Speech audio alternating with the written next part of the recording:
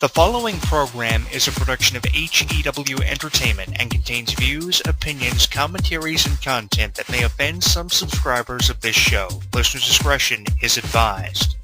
It's that time once again for HEW Entertainment Radio. And that's all I got to say about that. Hosted by Jonathan Clarke. The beat! The man! You gotta beat the man! Woo! Be sure to join us in the live chat room during the show. Hulkamania is running wild like it's never ran before. Call us on one of our request lines. If you live in the United States, call us at 1-641-985-7800, box number 3729280. If you're from Canada and would like to call us from 1-647-724-4194, box number 3729280. Long distance charges may apply in some areas. I've been the World Heavyweight Champion 10 times. Or you can always drop us a line at MySpace, myspace.com/HEW Entertainment. And you will rest in peace. Emailing us works for you too. Email us hewwrestling@hotmail.com. I am a wrestling god. JBL.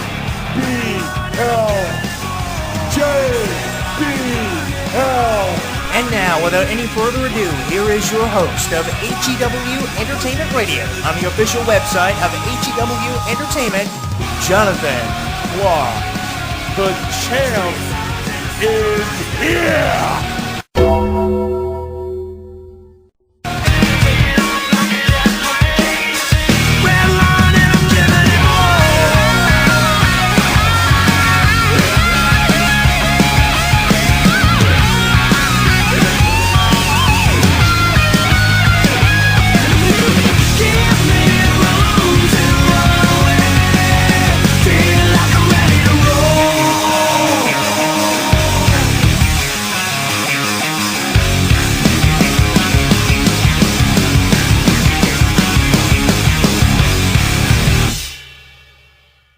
Streaming live on YouTube, Twitter, and Facebook. HEW Entertainment Radio is inviting you to comment on our video blogs, join the conversation, and like us. So what are you waiting for? Log on and listen now.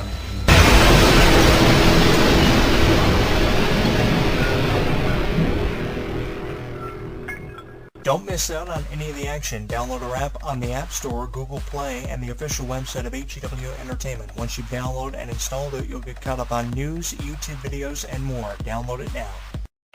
Sierra Hotel, India, Echo, Lima, Delta, Shield.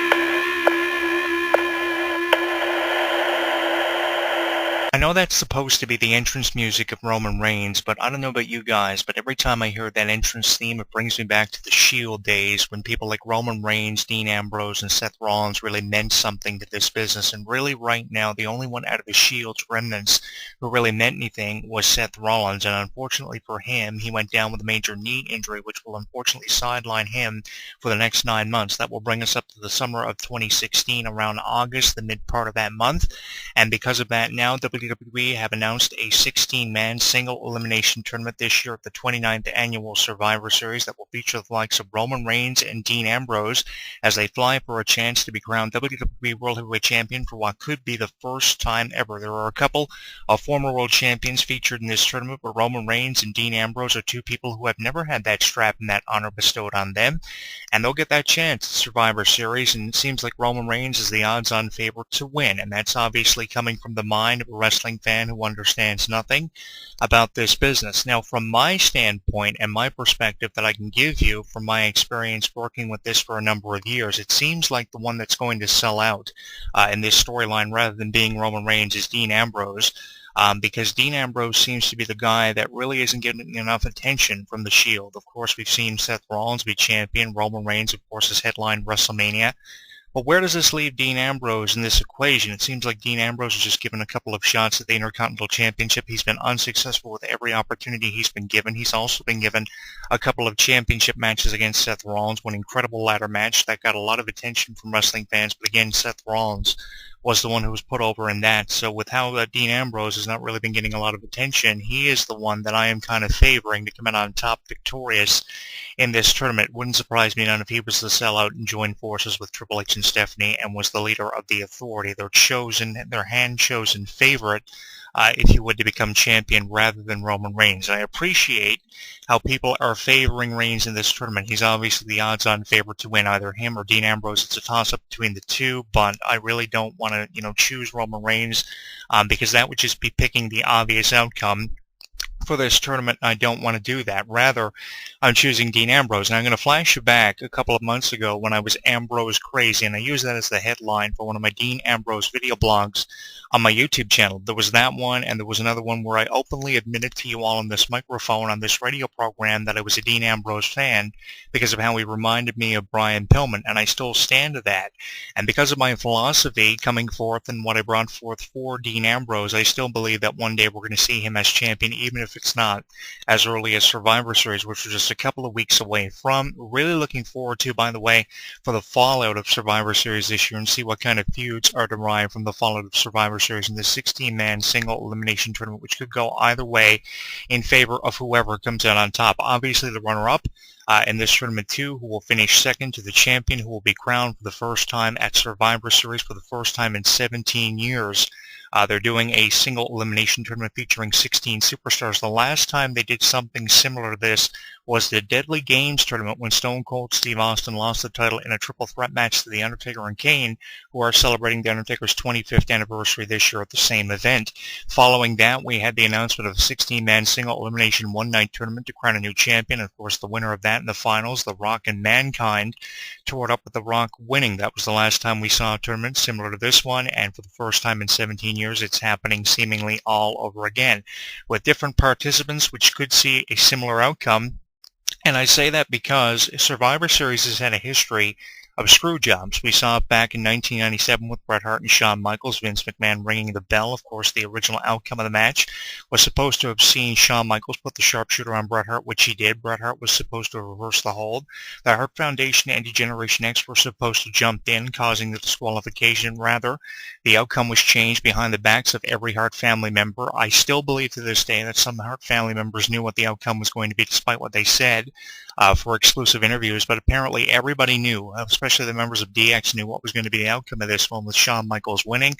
It happened for the first time in 1997. The year after that with Mankind and The Rock, the match was stopped again after The Rock had the sharpshooter on Mankind again, going back to how Survivor Series has kind of had a history of this kind of thing happening, and it could happen again this year, The only difference is Triple H could be the one who rings the bell on somebody like Roman Reigns. If someone like Bret Hart and someone like Mankind can be screwed time and time again at Survivor Series, it raises the question if they'll go as far as to do the same thing to Roman Reigns after being squandered out of every opportunity he's been given since being deemed the number one contender and being given shots at the Money in the Bank contract from earlier this year. Seemingly, every opportunity has slipped through the hands of Roman Reigns. Will this be the latest one to slip through his hands? That remains to be seen.